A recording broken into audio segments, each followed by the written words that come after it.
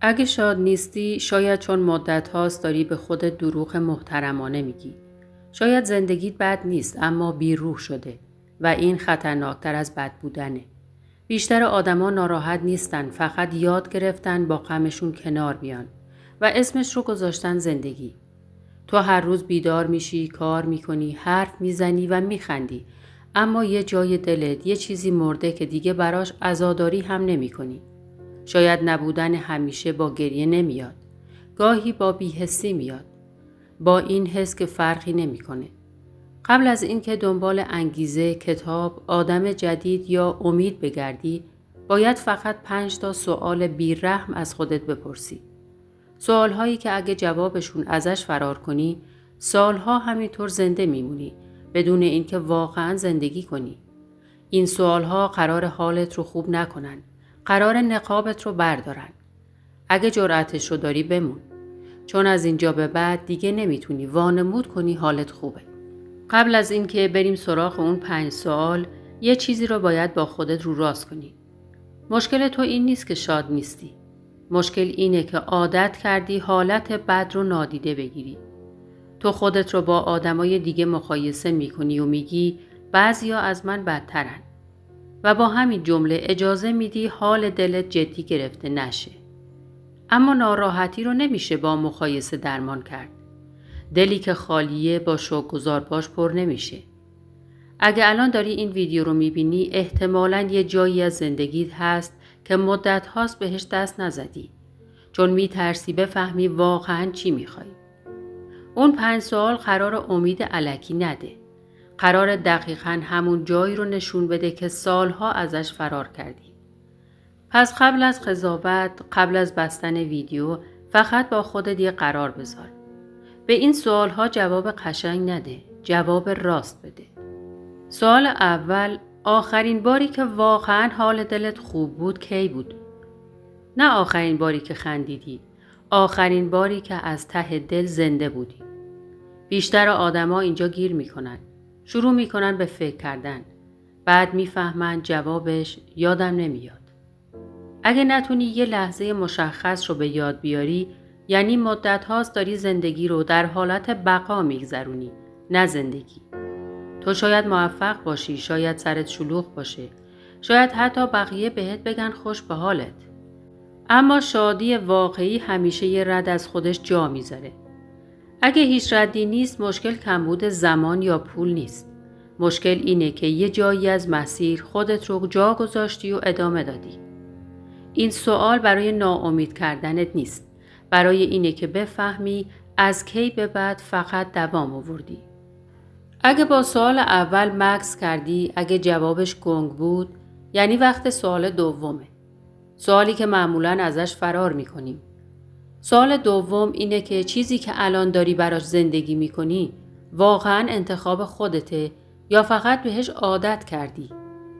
بیشتر آدم‌ها شاد نیستن، نه چون بد انتخاب کردن، بلکه چون یه انتخاب قدیمی رو سالهاست ادامه میدن، در حالی که دیگه شبیهشون نیست.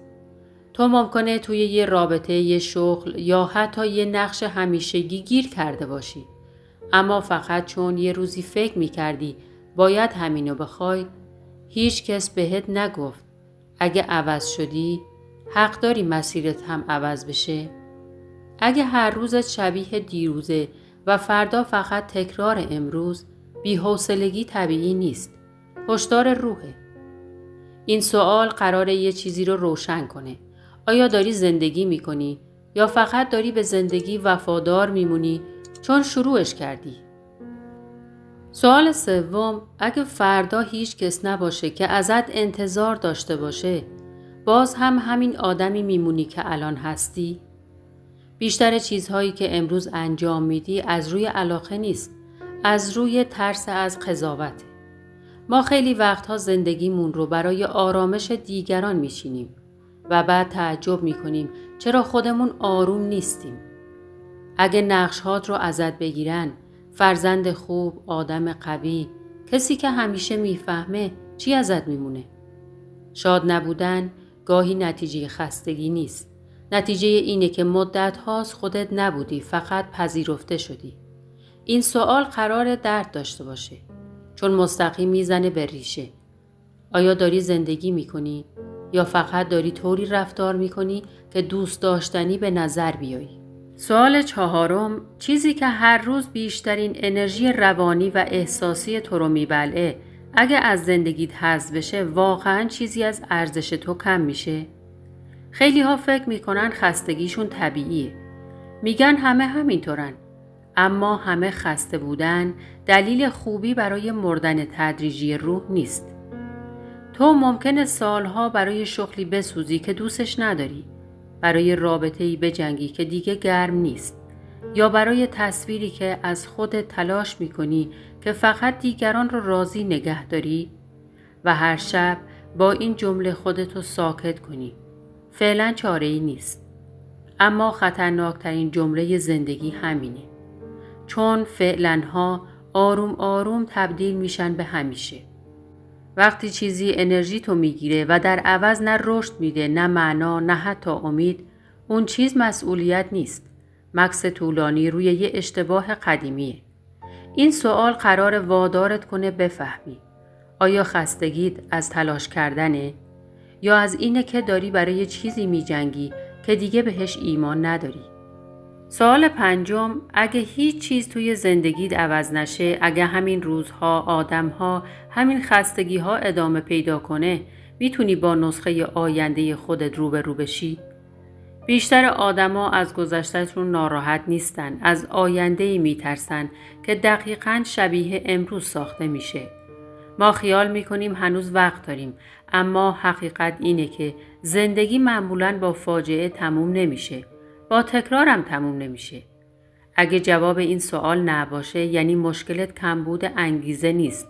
مشکلت اینه که داری آگاهانه در جا میزنی.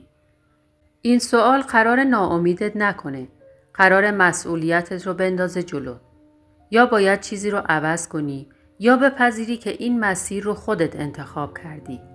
و از اینجا به بعد بی تصمیمی هم یه تصمیمه.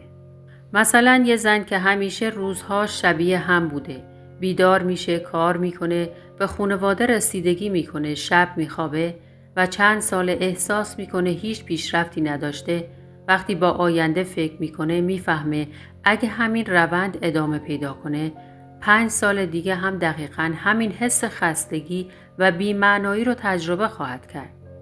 این لحظه باعث میشه بفهمه یا باید تغییر کنه یا مسئولیتش رو بپذیره که در جا زده و زندگی همینه.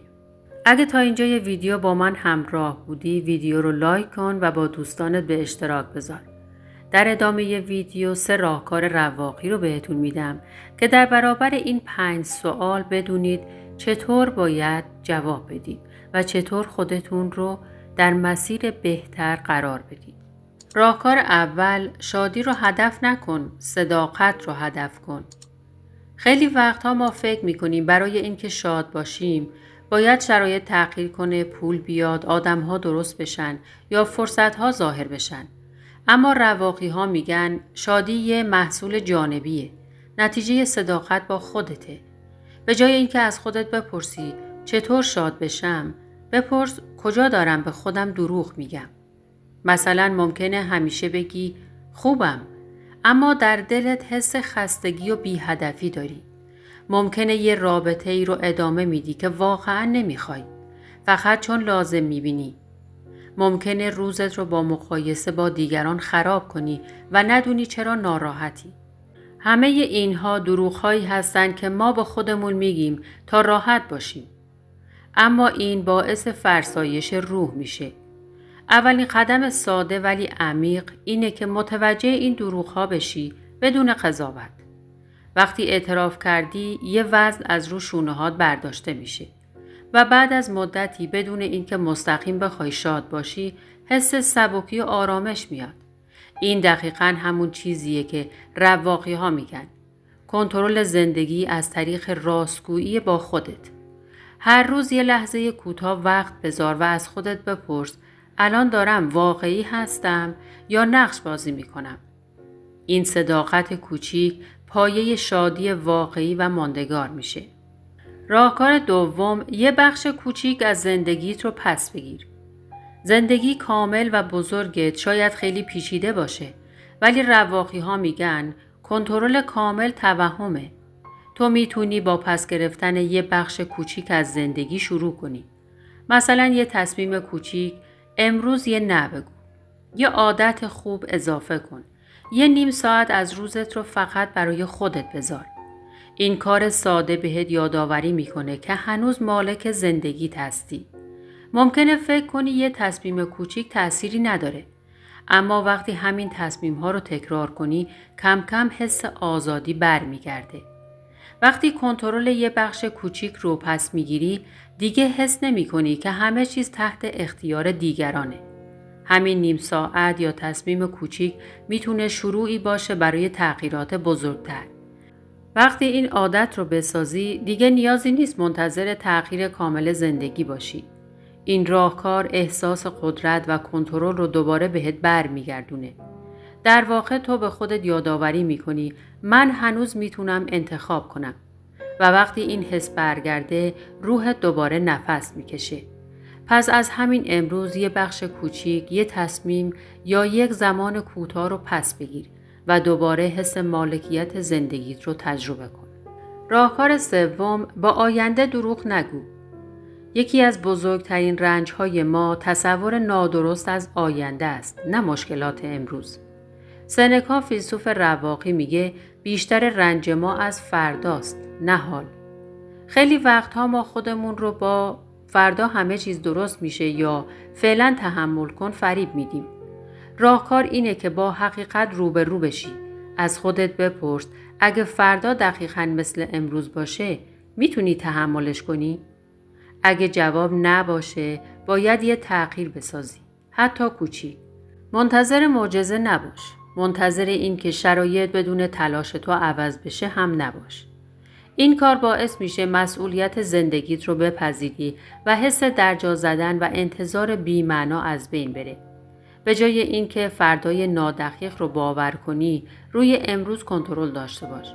کاری کن که فردا دقیقاً با انتخاب‌ها و تصمیم‌های امروزت ساخته بشه. این 5 سوال و 3 راهکار قرار نبود حالت رو یهو عوض کنه. قرار بود تو رو بیدار کنه. شادی واقعی از بیرون نمیاد، از لحظه‌ای شروع میشه که دیگه به خودت دروغ نمیگی.